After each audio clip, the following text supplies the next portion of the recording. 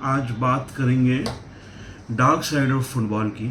जो गेम आपको और हमको पसंद है, जो एक ब्यूटीफुल गेम है, उसकी डार्क साइड्स भी हैं। आज बात करेंगे दो ऐसे इंसान की जो फुटबॉल में मेंटल हेल्थ इश्यूज़ का शिकार हुए और उस मुकाम तक नहीं पहुँचे जहाँ तक उनको पहुँचना चाहिए था।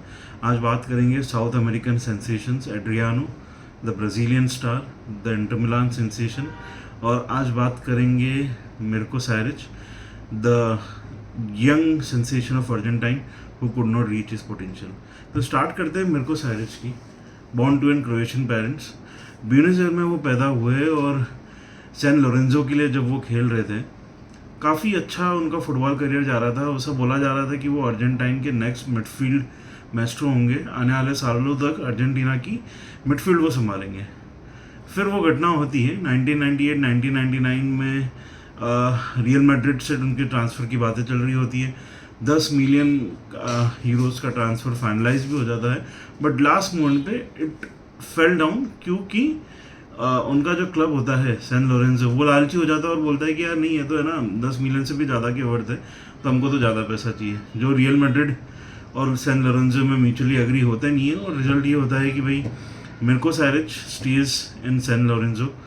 और फिर बाद में आप देखो कि अगले कुछ गेम्स में उनको हो जाती है ACL। ये 1999 की बात है कि उनको हो गई ACL और वो बाहर बैठ जाते हैं। तो अब क्रोनोलॉजी समझिए, रियल मैड्रिड जाने का मौका हाथ से निकल गया, और तो और ACL हो गई। ACL होने के बाद उनको ये पता चलता है कि भाई वो और उनकी पार्टनर जो बेबी एक्सपेक्ट कर रहे हैं वो उसका है ही नहीं, वो किसी और का है। His partner has cheated him, और वो बेबी उसका नहीं था। फोर्थ चीज़, एक बार वो गाड़ी से अपने घर पे आ रहे थे और छोटा सा एक्सीडेंट हो जाता है, और उसका जो पड़ोसी होता है वो जानबूझ के उसकी गाड़ी पे कूद जाता है, जिसकी वजह से उनके अगेंस्ट केस हो जाता है ना। और वो केस चल रहा होता है। मतलब आप ये देखिए कि 20 साल 21 साल के थे वो, और इतनी सारी चीज़ें एक साथ झेल रहे थे, है ना, इतनी सारी मेंटल हेल्थ से गुजर रहे थे। ये सारी चीज़ें होने के बाद भी रियल मैड्रिड का ट्रांसफ़र नहीं हुआ, ACL हो गया, पार्टनर ने झूठ बोला, और ये एक्सीडेंट वाला झूठा केस उन पर चल रहा था। तो ये सब होने के बाद ही लिटरली वॉज फेल्ट कि भाई I can not take it any more, और उसने सिंपल सी अपने कोच को एक चीज़ बोली कि I don't see a purpose in life, और ये बोला, और अप्रैल 2000 में ही कमिटेड सुसाइड। वो अपने मॉम के घर पे, अपने पेरेंट्स के घर पे he committed suicide. And this is how a very talented and a sensational young footballer, Mirko Saric, could not reach what could have been, and the world could not see his greatness. Second हम बात करेंगे Adriano, the Brazilian sensation, the Inter Milan sensation, जिसका left leg इतना powerful था कि वैसा powerful left leg आज दिन तक मैंने तो अपनी लाइफ में नहीं देखा। अगर आपने देखा हो तो बताओ, है ना। बहुत ही पावरफुल लेफ्ट लेग था। एंड एक दिन मेरे को ध्यान है, जब मैं वो कुछ चीज़ पढ़ रहा था, तो ऐसा बताया कि जब वो इंटर मिलान में थे, है ना, तो उनको मतलब he was into 2004 pre seasons, और वो जेवियर जेनेटी इंटर मिलान के जो उस टाइम पे उनके टीममेट थे, जेवियर जेनेटी के साथ रूम में थे, और उनको फ़ोन आता है, और फ़ोन पे सामने से आदमी बोलता है या उनका फैमिली पर्सन बोलता है कि Adri the dad has died, है ना। और that was the moment when Adriano's world fell down, क्योंकि फ़ुटबॉल को इंट्रोड्यूस उनके पिताजी ने कराया। उनके पिताजी फ़ुटबॉल को पसंद करते थे, इसलिए वो फुटबॉल में आए, इतना आगे तक बढ़े, और फुटबॉल में सारे अचीवमेंट्स जो भी उसने करे एड्रियानो ने, वो अपने फादर के लिए करे।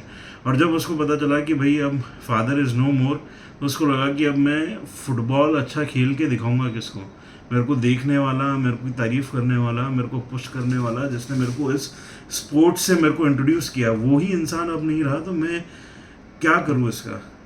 And slowly and steadily he was very alone, like he was very connected to his father, और ही फेल्ट वेरी अलोन।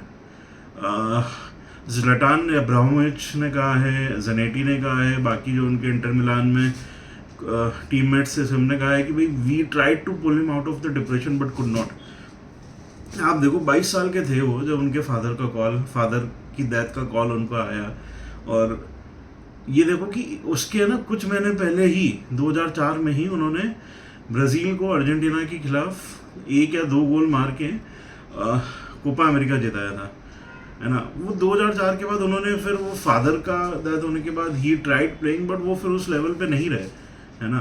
वो he bulked up, he started drinking, उनको विस्की, रम, वोडका, बियर जो मिले वो पीने लग गए। He started appearing on the training as a drunkard, बस पीना है और ट्रेनिंग पे जाना है, और वो कुछ भी मतलब दूसरा उनका पता फुटबॉल खेलने का जो इमोशन था वही चला गया। इस वजह से he had completely lost it. उसके बाद उन्होंने फुटबॉल ज़रूर खेला, कुछ गोल ज़रूर मारे, लेकिन वो उस लेवल का नहीं रहा जिस लेवल का पहले था। 2006 में आप देखो कि I think in one of the competitions, मेरे को याद नहीं, ब्राज़ील के लिए आई थिंक वर्ल्ड कप था या कौन सा था, आई डोंट एग्जैक्टली रिमेंबर कि कोपा अमेरिका था या आई थिंक वर्ल्ड कप था, द 2006 में, जब वो ब्राज़ील क्वार्टर फाइनल्स या सेमीफाइनल्स में बाहर हो गई थी, because he could not, he was a important part of the squad, and वो उस तरह से परफॉर्मेंस हो नहीं पाई। हालांकि दूसरे प्लेयर्स की भी नहीं थी, रोनाल्डिनो इन सब के परफॉर्मेंस पे डाउट थे, but then again Adriano was a someone who was a game changer जिसको बोलते हैं ना, वो थे वो। उसके बाद ये भी न्यूज़ आई कि भाई he was seen with a famous gang of Rio, बंदूकें हाथ में लेके वो घूमे थे। तो यार देखो, डिप्रेशन में जब आदमी रहता है ना, तो वो इंसान से कुछ भी करवा सकता है। अब जब उसका इट वॉज लकी कि मिर्को सैरिच ने जो किया वो एड्रियानो ने नहीं किया। He did not committed suicide, सोचा जरूर होगा उसने लेकिन किया नहीं। लेकिन एट द एंड उसका फुटबॉल खेलने का उसका मोटिवेशन ही खत्म हो गया ना। वो फुटबॉल खेल के दिखाएगा किसको? उस वजह से उसने फुटबॉल को सीरियसली लेना बंद किया, डिप्रेशन में रहा, डिप्रेशन से बाहर नहीं आया। आज भी वो जिंदा है तो डिप्रेशन में ही है, but he was never the footballer he was before his father's death, है ना। And after his father's death he is a footballer who was a shadow of the footballer he was suppose to be. तो मैं सबको यही कहूँगा कि भाई ये जो ब्यूटीफुल गेम है इसकी डार्क साइड्स भी है, एंड मेंटल हेल्थ बहुत ज़रूरी है। अपने करीबियों से बात करो अगर आप कोई इश्यूज फेस करते हो तो। And thank you for watching this video. Like करो, सब्सक्राइब करो और फैला दो।